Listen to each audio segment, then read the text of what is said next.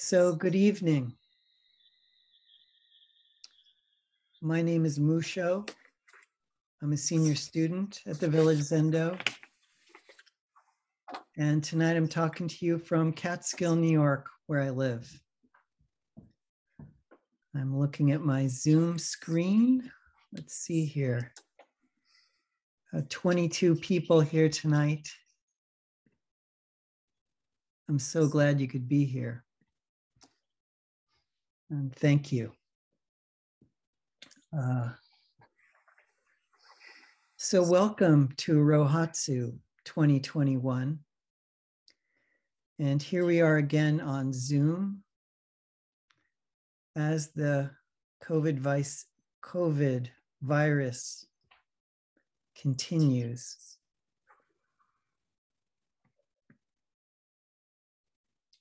In Japan, Rohatsu means 8th day of the 12th month. And it's a day that most of the world's Buddhists have identified as the anniversary of the historic Buddha's enlightenment.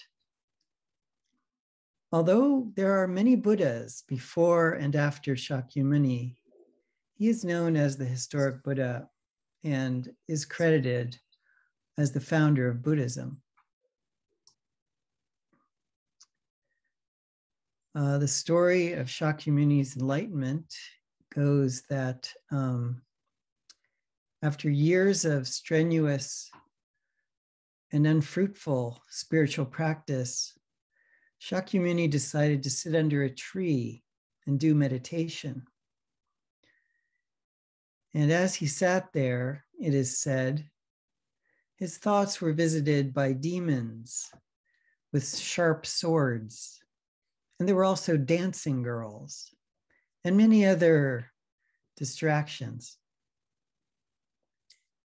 He forged on through the night, resisting those delusions, desires, and distractions. And looking up in the dawn sky, he saw the morning star shining. He then touched the ground in gratitude and said, I am awakened, together with the whole great earth and all its beings. That's one translation. And there are many. But I prefer, I am awakened, together with the whole great earth and all its beings. It's beautiful. I really love this story. And it's part of the reason why I keep our Rohatsu program going here at the Zendo. Because it's a beautiful story. And Shakyamuni's awakening was very generous and very peaceful. Last year, I talked about the generosity of an awakening that is shared with the whole great earth and all its beings. And this year, I want to talk about how peaceful his awakening was and is, actually. So my talk here started, I was starting to plan my talk, and I read one of these quotes from Tricycle Magazine. You know how they send these morning little meditations or quotes from their articles. And there was a quote from an interview with well-known Buddhist teacher Joseph Goldstein. And Goldstein quoted the Buddha as saying that peace is the greatest happiness. For some reason, it really stuck with me. And it made me think a little bit differently about peace than maybe I usually do. It's kind of a loaded word at this point for some reason. And I thought about my own idea of peace. And I'm a child of the 60s and the 1970s. So in my mind, it's a portrait of, it's a word that means, that lends itself to some sort of idealistic world unity where everyone is in harmony, or maybe an image of a serene forest with sunlight filtering through the trees and birds chirping. But what little I do know about Shakyamuni's teachings is that I figured he must be asking us to look at it in a different way. And in this case, he says peace is the greatest happiness. That's all. I tried to find the quote that Joseph Goldstein used, and in my short amount of research, I came up with two. One is from the Dhammapada, from a translation by Gil Fronsdal, a great Zen teacher, Buddhist teacher from California. I like his Dharma talks a lot. And the Dhammapada says, Nirvana is the foremost happiness. Also a quote from the Buddha. Nirvana is the foremost happiness. And in the Heart Sutra that we translate,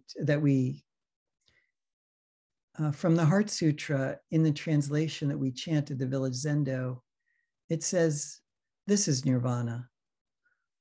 Also the Buddha's words. Nirvana is the foremost happiness, and this is Nirvana. In his awakening, Shakyamuni saw enlightenment everywhere, right now. And if you can imagine ancient India 2,500 years ago where he lived, suffering would have been intense. Few people probably lived to be 50 years old. So I was wondering, how could the Buddha see enlightenment everywhere when there was so much old age, sickness, and death everywhere? I thought about this, and I was sitting in meditation a couple of weeks ago in our little Zendo here in Catskill. And I just was thinking, well, okay, this is Nirvana right now. And peace is everywhere. Let's just go with that. That's what I was thinking. And what started to come to mind was that, in fact, without any imagination at all, nothing in this world can function without peace. Peace is required everywhere. In the most extreme, if bombs are exploding and fires are raging, and angry people are yelling at you, you can't do anything except be terrified. You can't even have a meal or walk outside or sleep or go to work or build anything or really do anything at all. Peace is required for everything that we do. And we live in peace, actually. Even when you see the news of all the suffering in this world, and maybe even experience it as you walk through New York City or wherever you live, you're only able to do this because there's peace enough to see the news and to walk around and see what's happening. You wouldn't be able to do that if there wasn't enough peace. Peace also allows you the time to consider what's needed and take action in a helpful way. So peace is required all the time, and it is all around. I was even thinking about the Pentagon in Washington, D.C. Even they need peace to have their meetings and plan their war strategies. They wouldn't be able to if everyone was yelling and the building was falling down and there was chaos everywhere. So even for planning wars and making war machines, peace is required. Of course, for studying and learning anything, writing, and especially making art or music of any kind, you need lots and lots of peace. I am an artist and a musician, and I need a lot of peace around me to do my work. Quiet, maybe a window with some sunlight, hopefully. That's the only way I can actually do my job. So if, as the Buddha says, the greatest happiness is nirvana, and I see nirvana as maybe peace that's all around us, then that means the greatest happiness is also around us too, all the time. It's hard to imagine in some ways because so many of us believe that the greatest happiness is far off, some kind of far off goal that you must somehow attain, that you have to work at and get to. But what if the simple peace that's right now, for instance, us here in the evening, the late evening, I'm back on. Sorry, I lost my connection for a second there. So I was saying, if you're able to enjoy a cup of tea or serve one to someone else, you fully embody the great awakening of the Buddha. And of course, you can even be sad, worried about the world, grieving for a lost loved one, and exist in the Buddha's awakened world at the same time. You can be laughing at a bar with friends or at a dance party and exist in the Buddha's awakened world at the same time. Of course, being in a serene forest with sunlight filtering through the leaves would be excellent. But so would maybe being at a crowded protest march, maybe even in the rain. That would also exist in the Buddha's awakened world.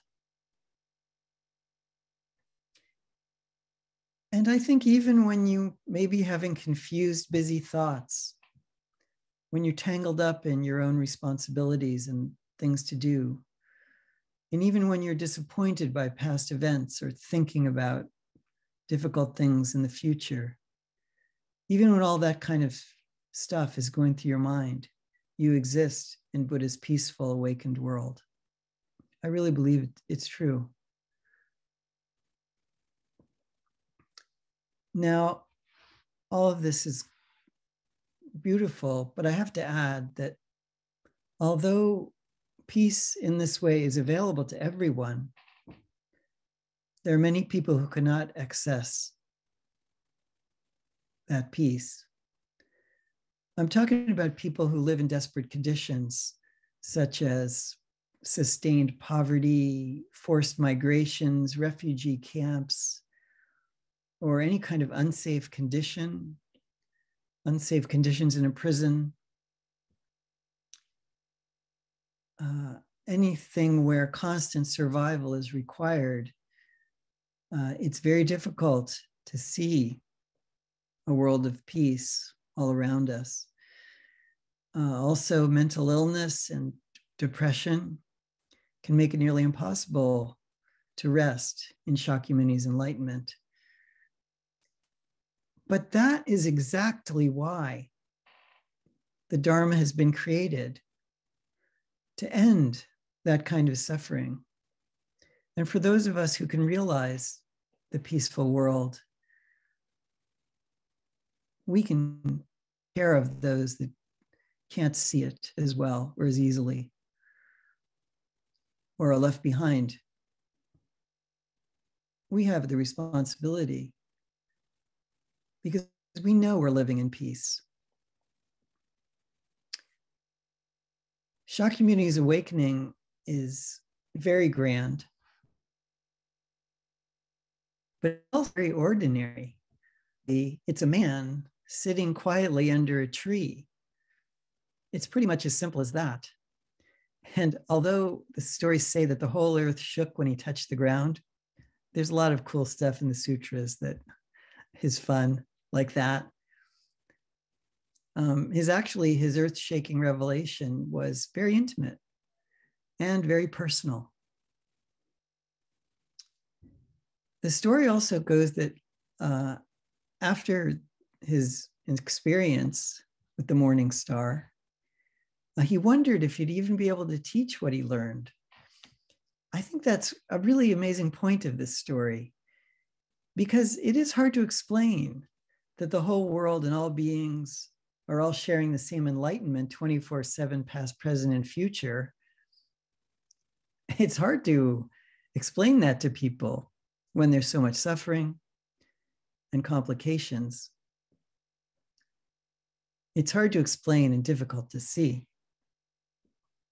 So the problem becomes how to see and appreciate it.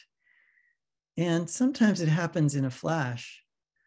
It could be a baby's giggle, a perfect poem read to you by someone, or maybe the morning star lighting up in the dawn sky. The Zen stories, our Zen literature is filled with ordinary events that open people to this great peace. For example, while Shangyan was sweeping the path, a pebble struck a stalk of bamboo and made a clacking sound. At that moment, he suddenly had a great awakening. I love those kinds of Zen stories. And those kind of awakening moments are wonderful, but they happen very infrequently and often by chance. And I also think they fade, like everything else. They change and fade. And that's why the Zen masters have given us the practice of meditation. Because Shakyamuni's awakening is hard to explain and difficult to see. The Zen masters have made it clear that practice is required to see the ordinary and flowing peace as it is right now. Practice is required. We have to practice.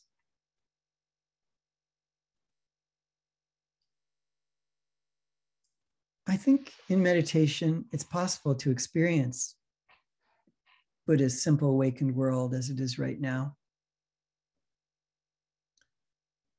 After he had tried all kinds of spiritual practices himself, including nearly starving himself to death, he decided to just sit quietly and notice what is happening, letting the demons and dancing girls just drift by, and simply enjoy the morning star as it shines, just as it does. So tonight we're going to sit in meditation all night.